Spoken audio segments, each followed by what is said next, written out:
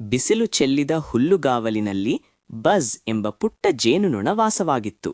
ಬಜ್ಗೆ ವಿಶ್ರಾಂತಿ ಎಂದರೆ ತುಂಬಾ ಇಷ್ಟ. ಕೆಲಸ ಮಾಡುವುದೆಂದರೆ ಅದಕ್ಕೆ ಇಷ್ಟವಿರಲಿಲ್ಲ. ಪ್ರತಿದಿನ ಬೆಳಿಗ್ಗೆ ಜೇನುಗೂಡು ಕೆಲಸದಲ್ಲಿ ನಿರತರಾದ ಜೇನುನೊಣಗಳಿಂದ ತುಂಬಿ ಗುನುಗುತ್ತಿತ್ತು. ರಾಣಿ ಮಾಯಾ ಅವರೆಲ್ಲರನ್ನೂ ನೋಡುತ್ತಾ ಅವರ ಶ್ರಮದ ಬಗ್ಗೆ ಹೆಮ್ಮೆಪಡುತ್ತಿದ್ದಳು. ಬಜ್, ನೀನು ಮತ್ತೆ ಏಕೆ ವಿಶ್ರಾಂತಿ ತೆಗೆದುಕೊಳ್ಳುತ್ತಿದ್ದೀಯಾ ಎಂದು ಅವಳು ಮೃದುವಾಗಿ ಕೇಳಿದಳು. ಬಜ್ ತನ್ನ ನಿದ್ದೆಗಣ್ಣುಗಳನ್ನು ಉಜ್ಜಿತು. ನನ್ನ ರೆಕ್ಕೆಗಳು ದಣಿದಿವೆ ಮಹಾರಾಣಿ.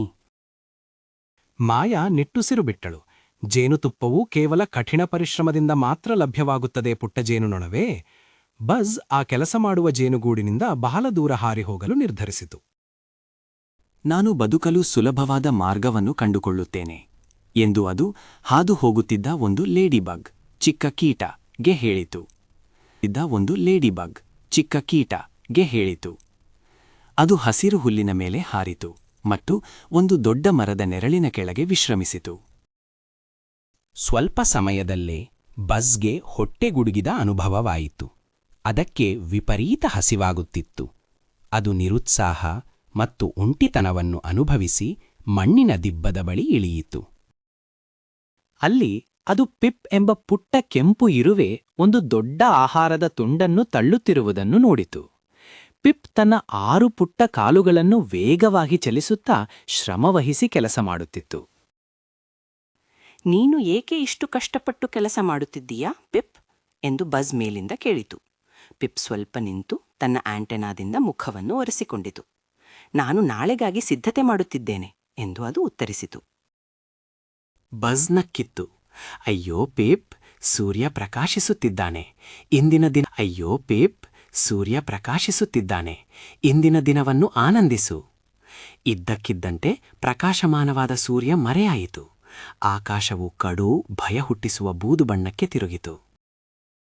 ವೇಗವಾದ ತಣ್ಣನೆಯ ಗಾಳಿಯ ಸುಳಿಯು ಉದ್ದನೆಯ ಹುಲ್ಲಿನ ನಡುವೆ ಜೋರಾಗಿ ಬೀಸಿತು. ಬಜ್ ತಿನ್ನಲು ಅಂದುಕೊಂಡಿದ್ದ ಸಣ್ಣ ಹೂವಿನ ದಳಗಳನ್ನು ಸಹ ಆ ಬಲವಾದ ಗಾಳಿ ಬೀಸಿಕೊಂಡು ಹೋಯಿತು. ಬಜ್ ನಡಗಿತು. ಅದು ಚಳಿಗೆ ತುತ್ತಾಯಿತು. ಮಳೆಯಿಂದ ರಕ್ಷಣೆಯಿಲ್ಲದೆ ಮತ್ತು ಸಂಪೂರ್ಣವಾಗಿ ಆಹಾರವಿಲ್ಲದಂತಾಯಿತು. ಅಷ್ಟರಲ್ಲಿ ಪಿಪ್ ತನ್ನ ಆಹಾರದ ತುಂಡನ್ನು ಒಣಗಿದ ಗಟ್ಟಿಯಾದ ಬಿರುಕಿನೊಳಗೆ ಎಳೆದುಕೊಂಡು ಸುರಕ್ಷಿತವಾಯಿತು. ಬಜ್, ಬೇಗ ಬಾ ಎಂದು ಪಿಪ್ ತಾನು ಸಿದ್ಧಪಡಿಸಿದ ಆಶ್ರಯದ ಕಡೆಗೆ ಸನ್ನೆ ಮಾಡುತ್ತಾ ಕೂಗಿತು. ಇರುವೆ ಮಾಡಿದ ಪ್ರಯತ್ನವನ್ನು ಕಂಡು ವಿನಮ್ರನಾದ ಬಜ್ ಬೇಗನೆ ಆಶ್ರಯದೊಳಗೆ ನುಸುಳಿತು. ಒಳಗೆ ಸುರಕ್ಷಿತವಾಗಿದ್ದ ಬಜ್ ಪಿಪ್ ಕಡೆಗೆ ನೋಡಿತು. ಪಿಪ್, ನೀನು ಹೇಳಿದ್ದು ನಿಜ. ಕಠಿಣ ಪರಿಶ್ರಮ ನಮ್ಮನ್ನು ರಕ್ಷಿಸುತ್ತದೆ. ಪಿಪ್ ತನ್ನ ಆಹಾರದ ಒಂದು ತುಂಡನ್ನು ಬಜ್ಗೆ ಹಂಚಿತು. ಸಿದ್ಧತೆಯು ಶ್ರಮದ ಫಲ ಬಜ್. ಬಿರುಗಾಳಿ ನಿಂತು ವಾತಾವರಣ ತಿಳಿಯಾದ ನಂತರ ಬಜ್ ಹೊಸ ಉದ್ದೇಶದೊಂದಿಗೆ ತನ್ನ ಜೇನುಗೂಡಿಗೆ ಹಾರಿತು. ಅದು ರಾಣಿ ಮಾಯಳನ್ನು ಕಂಡಿತು. ಈಗ ನನಗೆ ಅರ್ಥವಾಗಿದೆ. ನಾನು ಸಹ ಜೇನುಗೂಡಿಗೆ ಸಹಾಯ ಮಾಡಲು ಬಯಸುತ್ತೇನೆ ಎಂದು ತಿಳಿಸಿತು.